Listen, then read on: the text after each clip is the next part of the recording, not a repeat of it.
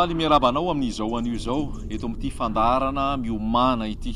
Miomana iaona amin'Andriamanitra ao, fandarana entina hanairana anao, entina ilazana aminao ny amin'ny fahamaizana maika ny filazantsara, maika ny itoriana ny tenin'Andriamanitra, maika ny anambarana ny fahamarinana aminao.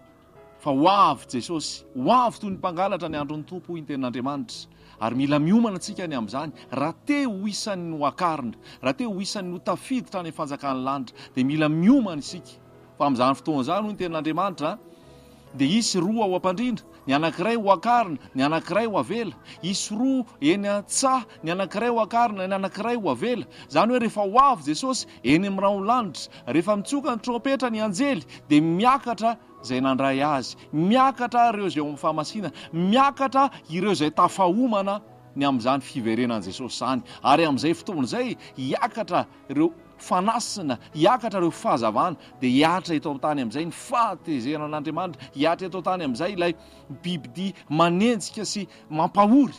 Aiza nisy ianao amin'izay fotoana izay?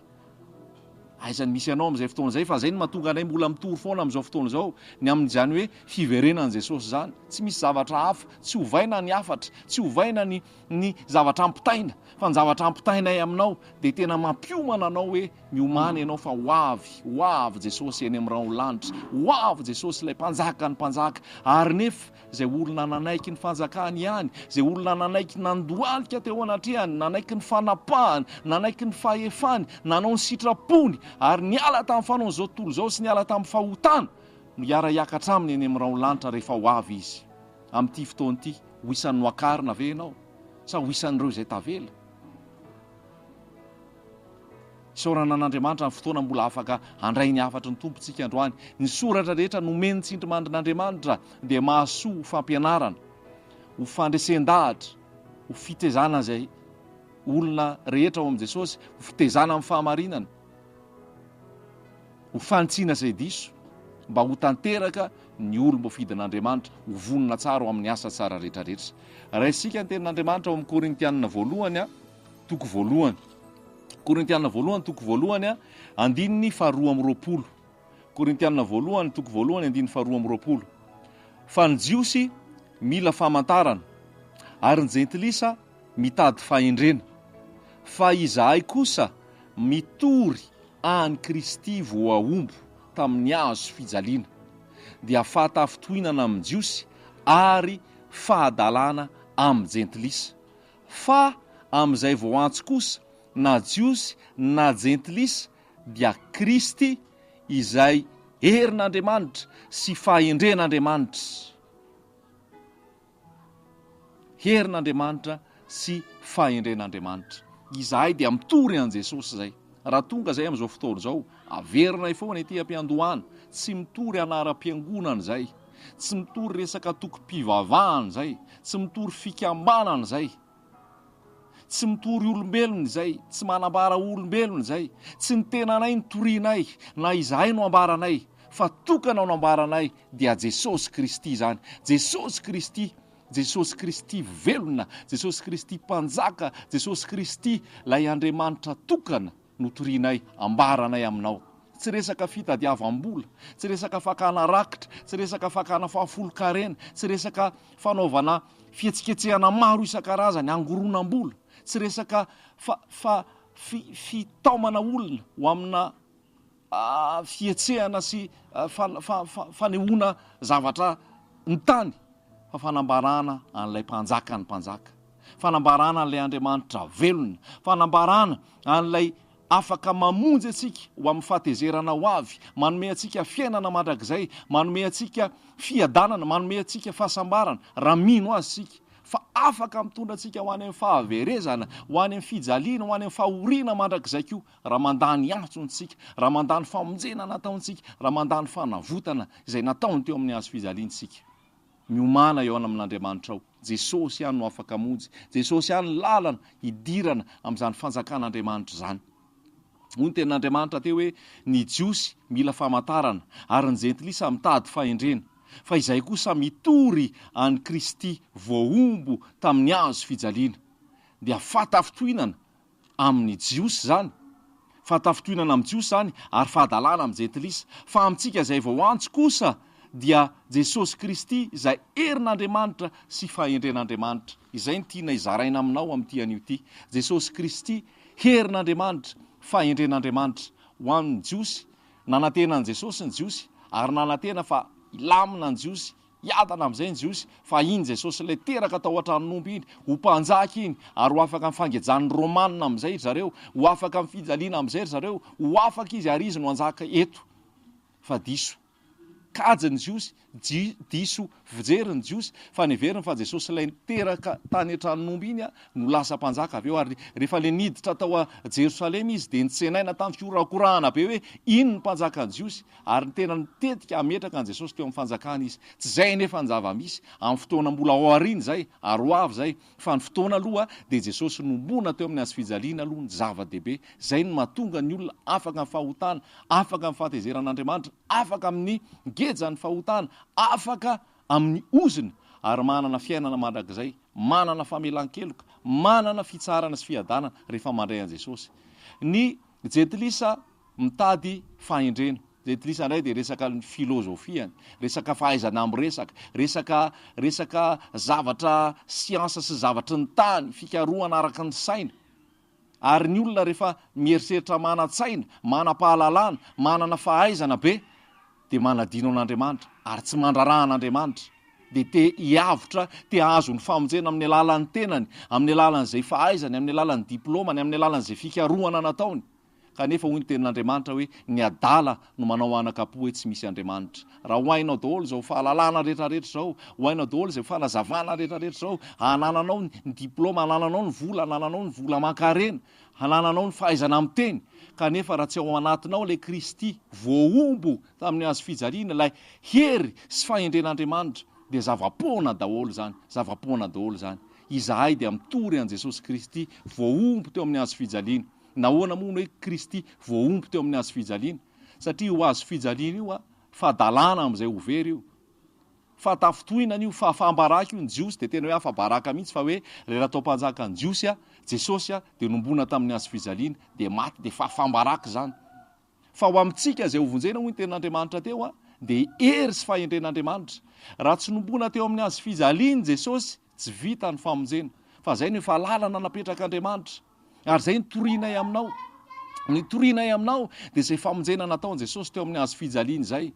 Hoy ny tenin'Andriamanitra hoe teo amin'ny hazo fijaliana nanombona an' Jesosy, voaozina izay olona miantona amin'ny hazo, ary Jesosy niantona tamin'ny hazo. Ny olombelona rehefa tafasaraka tamin'Andriamanitra, rehefa niala tao amin'ny sitrapon'Andriamanitra, dia lasa tao anatin'ny ozina ny fiainany, lasa tao anatin'ny fahotana ny fiainany, lasa ao anatin'ny fisarahana amin'Andriamanitra. Ary rehefa tafasaraka amin'Andriamanitra ao anatin'ny fahotana, dia inona ny zavatra mitranga? Ao anatin'ny aretina, ao anatin'ny fijaliana, ao anatin'ny fahoriana, ao anatin'ny tsy fitiavana, ao anatin'ny fifankahalana, ao anatin'ny famitahana, ao anatin'ny fijangajangana, ao anatin'ny alatra, ao anatin'ny faharatsiana rehetrarehetra izay mety tsy ho voalaza daholo izy rehetrarehetra, fa vokatry ny fisarahana tamin'Andriamanitra zay, vokatry ny fahotana zay.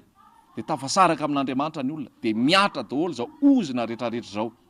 Ny vahaolana amin'izay fahalalana ny ozina, fahalalana ny fahotana sy ny vokatry ny fahotana zany, dia tsy nisy afa-tsy nanombona an' Jesosy teo amin'ny hazo fijaliana. Teo amin'ny hazo fijaliana, ny hazo fijaliana Jesosy Kristy nitorianay aminao. Jesosy Kristy nombona teo amin'ny hazo fijaliana, voaozina izay miantona eo amin'ny hazo. Jesosy Kristy izay tonga ota mba ho tonga famonjena ao antsika izy. Ianao voafatotry ny fahazaran-dratsy, ianao voafatotry ny fahotana maro isan-karazany, ianao voafatotry ny fijangajangana, voafatotry ny alatra, voafatotry ny sigara, voafatotry ny fimamona, voafatotry ny fandaingana, voafatotry ny fankahalana, voafatotry ny lolo-po, voafatotry ny aretina maro isan-karazany. Ny vahaolana Jesosy Kristy voaombo teo amin'ny hazo fijaliana. Ny vahaolana dia Jesosy Kristy. Ianao voaozina ho any amin'ny fahafatesana, ho any amin'ny fijaliana mandrakizay, ho any amin'ny fahoriana. Ny vahaolana tsy olombelona, vahaolana tsy anaram-piangonana, ny vahaolana tsy atoko-pinoana, ny vahaolana tsy ny fiezahako hanao ny tsara, fa ny vahaolana dia Jesosy Kristy voaombo teo amin'ny hazo fijaliana. Hery sy fahendren'Andriamanitra. Inona le hery? Hery hanafaka anao amin'ny fahotana, ny tenako dia andevo ny fahotana, namidy amin'ny fahotana, ary tsy afaka anao ininona. Hoy ny tenin'Andriamanitra any amin'ny Romanina any hoe zako dia te hanao ny tsara ahako, atao amiko ihany ny faniriana anao ny tsara, fa tsy afaka manao ny tsara ahako. Fa rehefa te hanao ny tsara dia misy hery foana atao anatiko ato mahatonga anahy tsy afaka hanao ny tsara. Ary miteny avy eo ny tenin'Andriamanitra, miteny Paoly avy eo hoe ny ratsy izay tsy sitrako no ataoko, fa ny tsara izay sitrako tsy mety vitako. Dia hozy izy hoe lozako, iza anao nafaka amin'ity tena ity, ty tena ny fahafatesany ity, iza anao nafaka. Mety tahaka an'izany koa ianao, te hiala amin'ny sigara fa tsy afaka. Amin'ny sigara efa misoratra zao fa mahafaty ny sigara, mahatonga homamiadana ny sigara, fa mbola asiana vola ihany hividanana sigara, tsy afaka miala tsinona fa voageja. Mba mety hoe miala kely hoe miena raipake, miena, fa tsy afaka foana. Nefa efa voasoratra zao hoe mahafaty mahamono. Ary Andriamanitra velona, Andriamanitra mahery, Andriamanitra tia, ary mbola mampitandrina ny zanak'olombelona izy. Fa tena tia izy ny manam-pahefana ny teneny hoe asivo soratra io sigara io hoe mahafaty io. Dia efa napetaka zao ny soratra, fa mbola mividy ihany ny olombelona, mbola mifoka ihany ny olombelona. Satria ahoana, misy an'le lalàny io tao, tsy afaka manao zay tsara, satria efa voageja, tafasaraka amin'Andriamanitra dia ao anatin'ny fahotana. Ray zay. Misy koa ny anankiray, ohatra, efa tenenina hoe tsy tsara no mampirafy, tsy tsara no mijangajanga, tsy mety fa mbola voafatotra ao ihany. Vao mahita vehivavy dia mbola misy filana, mbola mierikerika, nefa efa vita soratra, efa nanambady, efa manana olona vady, mbola misy fijangajangana, mbola misy fanirian-dratsy. Ary Jesosy raha miteny hoe miteny ny tenin'Andriamanitra hoe aza mijangajanga, zay aza mijangajanga dia atao maty tokoa. Fa Jesosy miteny hoe raha misy olona hozy izy mijery fotsiny ny vehivavy ka ila azy dia efa nijangajanga taminy tao am-pony izy. Sarotra anie zany, enjany zany, ahoana no atao? Ny lehilahy mitsirika maso, mijery etsy aroa, mijery aroa, misy filana ao am-po, misy te faniriana ratsy ao am-po, ary te hiala fa tsy afaka, ao anatin'ny fijangajangana, ao anatin'ny fahalotona. Misy efa te handeha amin'ny fahamarinana, fa mbola voagejan'ny kolikoly, tonga any amin'ny birao dia mbola misy kolikoly atao, fa te hiala fa tsy afaka, fa mbola mandoa foana, mandoa kolikoly mba ho vita vetivety ny taratasy, ho afaka vetivety ny taratasy. Misy olona anao vizity teknika, tsy entina ny tômôbila anao vizity teknika, fa omena fotsiny ny taratasy dia vita ny vizity teknika, ao anatin'ny kolikoly avokoa. Anefa dia zao, reny olona ireny hitanao any am-piangonana, hitanao any amin'ny trano fivavahana ireny. Inona ny vahaolana any amin'izay? Tsy ny fandehanana any amin'ny trano fivavahana, tsy ny fanaovana didy, tsy ny fanaovana asa soa, tsy ny fandoavana rakitra na ny fandoavana fahafolo-karena. Tsy zany ny vahaolana, tsy olombelona ny vahaolana. Mbola misy ihany koa ny olona voafatotra ao amin'ny resaka fijejojejoana, ohatra ny jejojejo lava. Milaza fa zanak'Andriamanitra fa ohatra ny manao akanjo mitanjaka, akanjo mianjaka, tsy afaka fa zany ny fanao zao tontolo zao dia manao fanao zao tontolo zao koa, ary mahamenatra, milaza fa zanak'Andriamanitra. Nefa ny tovavy amin'izao fotoana manao akanjo mianjaka, mampiseho fitafiana tsy motina, ny akanjo hatreny am-potope, ny akanjo aty ambony mampiseho ny vatana. Tsy magaga raha misy ny fanolanana avy eo, tsy magaga raha misy ny hitanao eny amin'ny gazety avy eo hoe tovavy voaolana tary, tovavy ny vonon'olona avy eo rehefa avy naolana. Satria nahoana, ny fihetsika ao ihany mitarika anao, mahatonga ny olona voaranitra ho any amin'ny filana, ho any amin'ny fahalotona, ho any amin'ny fijangajangana. Lasa miantsa ianao ary lasa miprovoke ianao. Nefa milaza fa zanak'Andriamanitra, milaza fa any am-piangonana, voageza ny fahotana avokoa zany.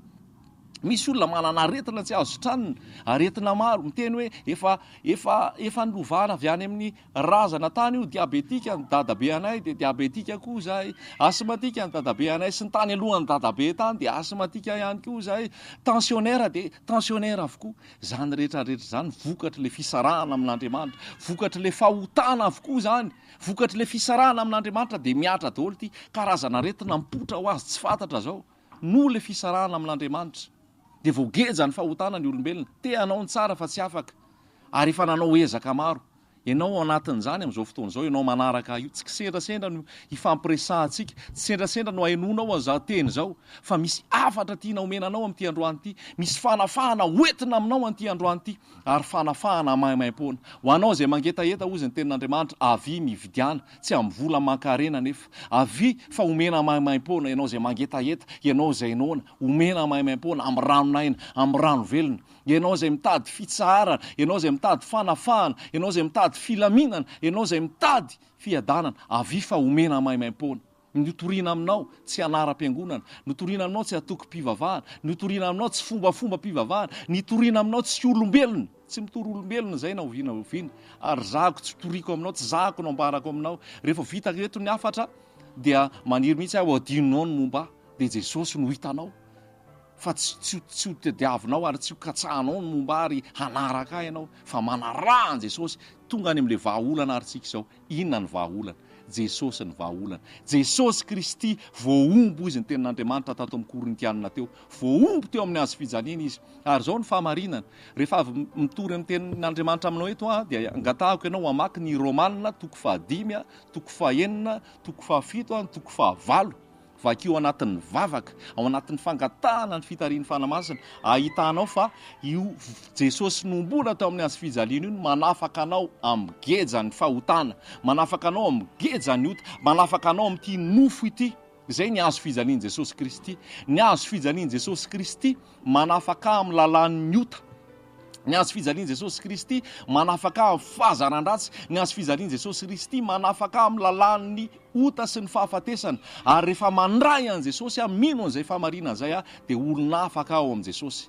Hoy ny tenin'Andriamanitra avy eo rehefa mijery tsika hoe isika tsirairay avy ozy izy dia niara-nombona teo amin'ny hazo fijaliana, niaraka tamin'i Jesosy, hanibana ny tenan'ny ota ary nalevony sika ary mitsangana ho amin'ny fiainam-baovao, mandeha amin'ny fahamarinana, mandeha amin'ny fahintsiana. Zany hoe ny hevitra amin'ny fiainako, ny hevitra azoko ny famonjena dia tsy inona fa ny fahafatesako eo amin'ny hazo fijaliana miaraka amin'ny Jesosy ihany koa. Tsisy zavatra hafa ankoatran'izay. Tsisy amboamboarina hoe andao fa misy vahaolana ho anao mpifokasikara andao dia izay intoxikena ianao. Dia izay intoxikena ianao dia ho afaka, andoavam-bola zany, andoavam-bola dia afaka ianao. Fa ny fahotana ohatr'izay mbola ao anatinao ao foana. Fa vahaolana zany fa vahaolana tsy maharitra hatramin'ny farany.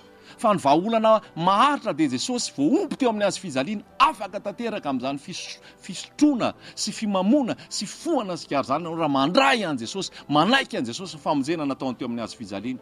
Ny laingalaingy, ny fitaka, ny fijangajangana, ny fankahalana, rehefa voaombo miaraka amin'ny Jesosy eo amin'ny hazo fijaliana ianao, tsisy hevitra, tsisy zavaka afaka amboamboarina, fa maty eo amin'ny hazo fijaliana dia miara-malevona amin'ny Jesosy, dia miara-tsangana fiainam-baovao miaraka amin'ny Jesosy, olona vaovao. Izay no azonao ny famonjena, izay no nafaka anao, satria vita fihavanana amin'Andriamanitra ianao tamin'ny alalany nanombonan Jesosy teo amin'ny hazo fijaliana.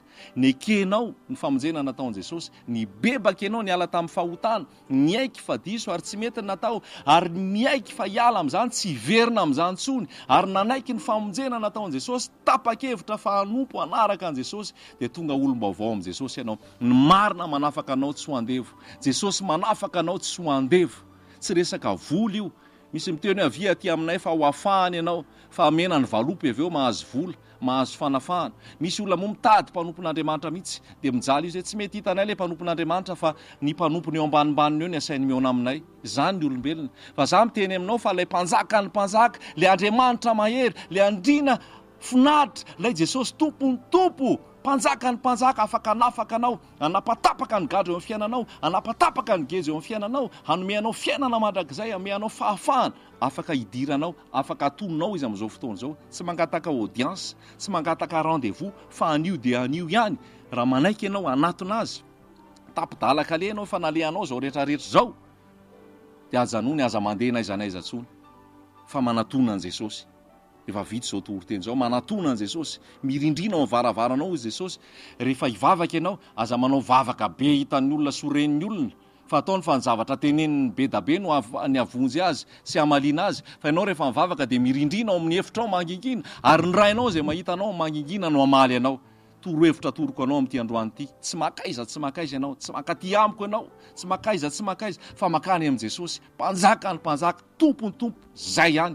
Rehefa tsy neontsika teto tany, nino an Jesosy ianao, mieontsika eny an-danitra, rehefa niakatra eny an-danitra ianao miaraka amin'ny Jesosy. Zay no atoroko anao. Jesosy ny lalana, fahamarinana ary fiainana. Kristy voaombo teo amin'ny hazo fijaliana. Kristy voaombo. Hery sy fahendren'Andriamanitra zay tonga mandray an Jesosy nomeny hery ho tonga zanak'Andriamanitra. Zany hoe hery io dynamite, dynamos amin'ny teny grika, zany hoe potika ny vato, potika ny vato rehefa atao amin'ny dinamita. Ninona koa mamatotra anao foana sigara, fijangajangana, lainga, halatra sy ny fahotana maro sy ny aretina. Potika izany rehefa mandray an' Jesosy ianao. Jesosy ihany dia tonga olom-baovao ianao amin'i Jesosy. Lasa zanak'Andriamanitra. Halanao ny fahotana, halanao ny faharatsiana, halanao ny fajangajangana, halanao ny sigara, marikoriko anao ny ota rehetrarehetra satria nandray an' Jesosy ianao ilay hery sy fahendren'Andriamanitra. Manana ny fahendren'Andriamanitra ianao avy eo. Tonga olom-baovao. Raha misy olona ao amin'ny Kristy dia olom-baovao izy. Lasa ny zavatra taloha, indreo efa tonga vaovao izy. Olona ao amin'ny Kristy, tsy ao amin'ny olombelona, tsy ao amin'ny tokom-pivavahana, tsy ao amin'ny paster, tsy ao amin'ny izaniza, fa ao amin'ny Kristy Jesosy. Aleloia. Ho an'i Jesosy ny voninahitra, ho aminao ny famonjena. Amen.